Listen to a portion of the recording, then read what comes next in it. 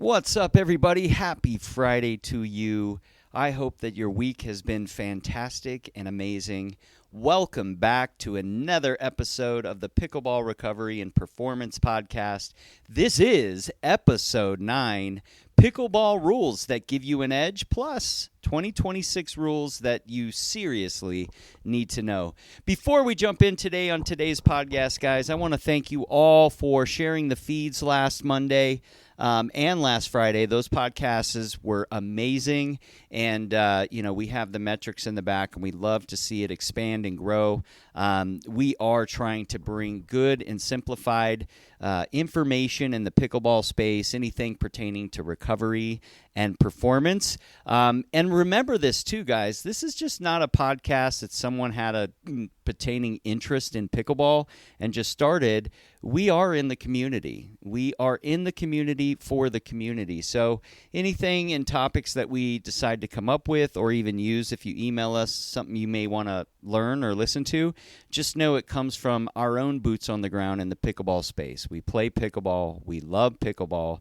And everything we do in this podcast is for just that. So, again, today is episode 9, Pickleball Rules That Give You an Edge. Plus, guys, 2026 rules that you probably need to know. If you're anything like me, if we're not studying this stuff or aware of this, and who would be, right? Like, the rules come out every year. Sometimes they tweak them. It's not like we have alerts on our phone to, simplified versions to teach us and show us the rules, right? And I, as much pickleball as I play, never thought to go study.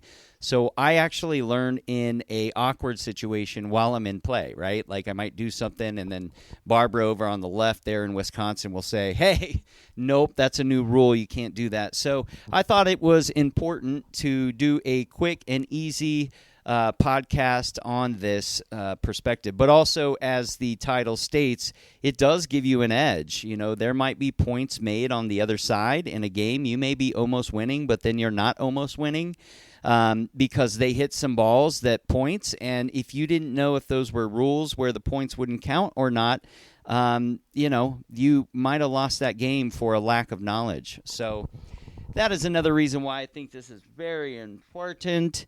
And without further ado, let me jump in. So why do rules matter? People obsess over paddles. They obsess over spin. They obsess over serves and mechanics. But they're ignoring the strategy of rules, right? I do that. And so understanding the rules can truly, unequivocally create a confidence. And like I tell a lot of people in life, confidence is a lot of key that unlocks a lot of things. It can help you be a better person in life and also play pickleball in a much more confident manner. So when you need to know the rules, okay? You listening? You need when you move more decisively, okay? You need to know the rules when you hesitate less. You will argue less. You will play much calmer. And if you've listened to any of the podcast, a calmer play is a winning play in most cases. The team to be the first to take a couple breaths and calm down is typically or usually the team that will win. And you make smarter decisions under pressure, right? All right, so let's dive off with the first rule. This is always in debate too. So having this knowledge will help you diffuse that debate if you know for a fact that you know for a fact, right? It's the kitchen rule. All right, so let's dive in. You cannot volley the ball while standing in the kitchen or touching the kitchen line, right? You also cannot let your momentum carry you into the kitchen after a volley or after hitting the pickleball. Players who stay balanced and controlled near the kitchen force more mistakes. All right, so what's that mean? All right, guys, so if you are running up to the kitchen line, let's say the third shot drop comes in and you power drive that thing over that net, and then you run up to the kitchen line and they hit it, and let's say you're out of the kitchen line, not touching the line, and you hit the ball, but then after the ball is hit, you fall into the kitchen. That is a rule. You lost the point there. You lost getting the ball back there. And why? Because the pickleball did not touch the kitchen or kitchen line to unlock your ability to then stand in it, right? Because you hit it out of the air, it never hit the kitchen, and therefore that's a fault or a side out, right? So you need to understand that very, very strong, okay? Now, let's say the ball is a pop-up and you hit it, but your body or feet fall outside the kitchen line, let's say on the out stage of the lines. That's an Ernie or similar to, and that actually is in. So keep those two differentiators in your mindset when you're doing that. And really, a simple way to look at it, the way I visualize it, is think of the ball like a key. Think of the kitchen like a door. Think of your body that you're standing outside the door. When the key, a.k.a. the ball, hits the kitchen, it unlocks the door and welcomes you in to then play, okay? So that is a simplified way that I see it, and that I've been playing for a while, but that's basically what allows me to not make that mistake really anymore. All right, guys, let's talk about the next rule, the double bounce rule. So after the serve, the receiving team must let the ball bounce, right? So you serve it, the other side must let it bounce, then the serving team must also let the return bounce, okay? So there are two bounces on the starting serve that must occur. One, the ball must hit the counter serve place, and two, the ball must hit the returning space. Then it is open game, and only after those two bounces can your volley begin, okay? So I'm not sure if you listen, I did this actually last week. I forgot, 3 years into pickleball, and they called out. So know that this rule is super important, because a lot of folks playing pickleball, and obviously as myself, that have been in it for a while, will still make that decision. And what is that really at its core? I'll tell you. You're rushing in your head. You're not calm. You're not confident. You're rushing. So stop rushing. All right. Let's dive into serving rules. Okay, one of the most important serving rules is the safest thing recreational players can do is keep their serve simple, repeatable, and clearly legal. What does that mean? Well, if you're anything like me, you start to develop, or maybe you got a new paddle that is for spin. Okay, well, if you're getting better and better and better, while those can have their places in defeating an opponent in tournament play or just making someone confused, they're great. Keep them. Work on them. Have them in your toolbox. But honestly, guys, the game is about playing the game. So just hit those balls simple, repeatable, and legal. Don't hit the net. Don't hit the kitchen. Don't hit the kitchen line. And obviously, don't get it out. Okay? You want to play the game, not break rules. Okay? So placement beats power most of the time, right? Your placement of where that ball goes is more strategically placed than how hard you can hit that ball. When I went through about a month of this season myself, and I used to hit that ball so hard, and I thought that was the winning thing, and I couldn't wait to show it off. What happened, though, is 9 out of 10 hits, I hit the net and just got made fun of. Don't be that guy.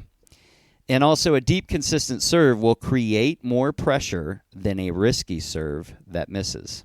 Okay? All right, let's talk about line calls. If any part of the ball touches the line, the ball is considered in. Good players actually stay emotionally controlled during those calls, but mental composure is a competitive advantage, right? So make sure that you are well understanding that in the serve, in the hits, if that ball is hitting that line, that ball is considered in, okay? Let's talk about a smart rule advantage. All right, advanced players understand positioning, angles, pressure, and timing. Let me say that again. Advanced players, they understand the positioning of the ball. They understand the angles. They understand the pressure of what it feels and what it gives. And they also understand the timing. Okay, and in timing you have rush the ball attack or calmly place or control, right? So examples include targeting feet at the kitchen line. Deep serves, right? It still could be targeting the feet in a deep way. Wide dinks, right? Those ones that just look like rainbows that barely hit the net. They go from right to left just beautifully. Focused, rushed volleys, right? So that, again, is on the timing. When to attack, when to power drive, when to third, when to hit harder, when to wide the dink, when to deep the serve, those kind of things. Okay, guys? The next thing I want to talk about is a little bit of near and dear to my heart, which is ADHD in pickleball. This is something, and I was diagnosed with ADHD when I was 6. I've dealt with it my whole life, and dealt is probably not a proper word because I actually learned to be grateful that I have it, and I've learned to incorporate working tools in my life that it became a superpower. But for me, pickleball creates constant engagement through movement, dopamine, competition, and social interaction. These are huge if you're anything like me with an ADHD or neurodivergent brain, right? When I'm on the court, guys, my racing thoughts actually quiet down. It is like the one place right now in my life where I'm not thinking of 9 million things, which are usually just doing that in the background, if you understand what I'm saying, right? We don't have the brakes to stop it. It's just constantly shuffling. When I'm on the court, my racing thoughts and all that quiets down more than almost anything else that I'm doing right now. Pickleball actually gives me stimulation, right? That's great for ADHD. That's what we're constantly looking for. It gives me constant movement, right?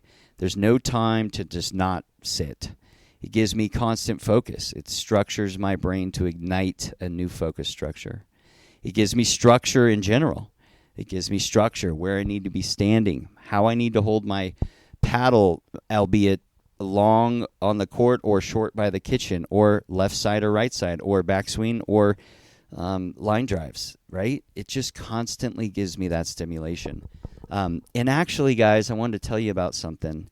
If you're ever interested in learning more about the story and why I think ADHD in pickleball is something to be kind of brought to the forefront mainstream-wise, I wrote a couple books on Amazon. You can find them there, and they're really cool. They're cheap. I'm not trying to make a big profit or anything. I'm just trying to get the word out there because I have had ADHD my whole life, and when I found pickleball, it was life-changing.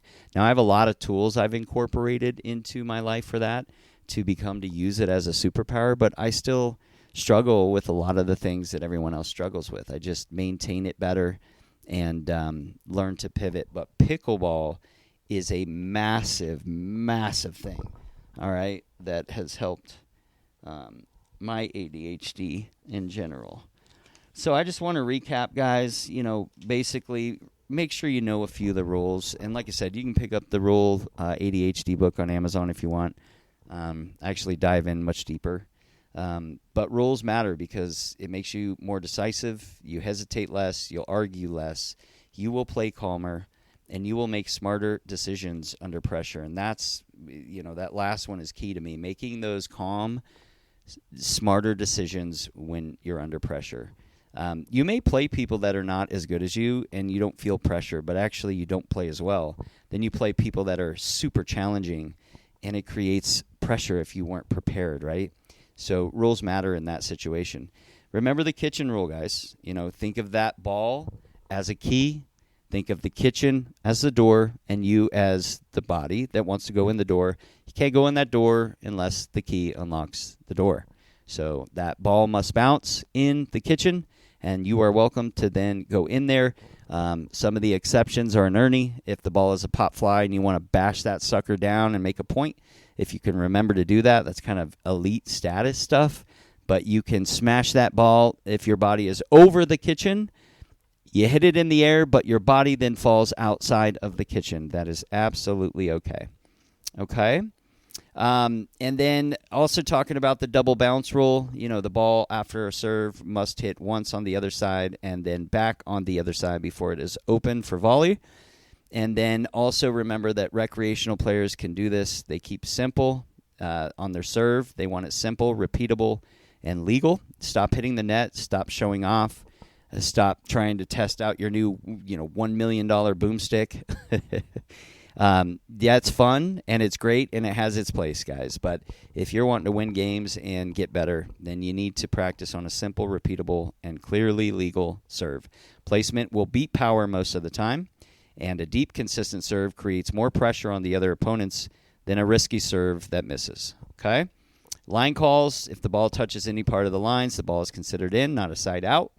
Good players will stay emotionally controlled during those calls, okay? Mental composure is a competitive advantage, all right? And then smart rule advantages you'll have from this podcast is targeting feet at the kitchen line, all right? That's an advanced player understanding.